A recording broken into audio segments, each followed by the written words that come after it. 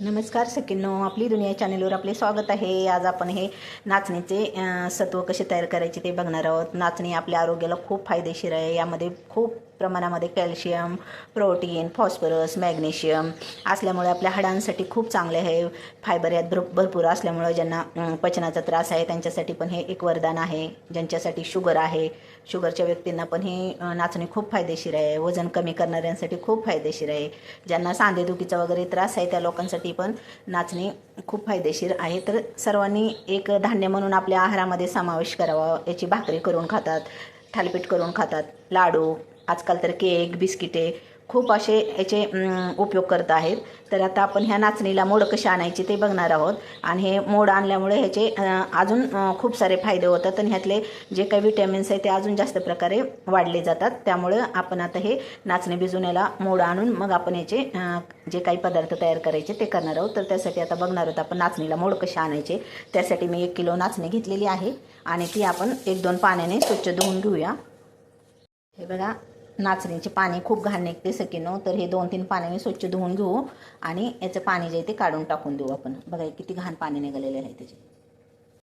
2 ते 3 पाण्याने धुवून घेतले आहे. आता यामध्ये पाणी टाकून आपण आता याला भिजत ठेवू. मी सकाळच्या वेळेस भिजू घातलेले आहे, तर मी आता संध्याकाळपर्यंत ह्या पाण्यामध्ये मी भिजायला ठेवणार आहे, कारण आपल्याला मोड आणायचे आहेत.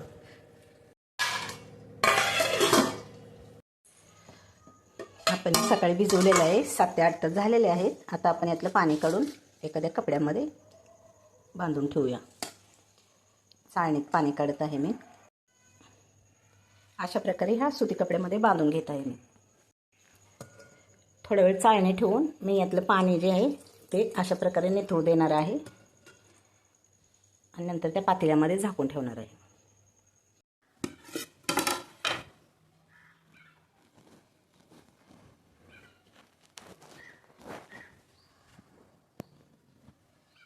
हे बघा सखींनो, 2 दिवस आपण ही नाचणी भिजू घातल्यावर किती छान प्रकारचे मोड आलेले आहेत. हे बघा, मोड आल्यामुळं आपली नाचणीची गुणवत्ता अजून वाढते आणि त्याचे जे काही फायदे आहेत ते आपल्याला चांगल्या प्रकारे मिळतात. तर आता आपण ही सुकायला टाकूया.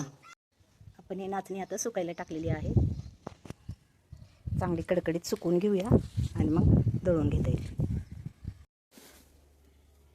हे बघा, अशा प्रकारे आपली नाचणी वाळून झालेली. आता आपण याची दळून पीठ करून आपण यापासून जे काही पदार्थ बनवायचे ते बनवूया. व्हिडिओ आवडला तर लाईक आणि सबस्क्राईब करायला विसरू नका सखींनो.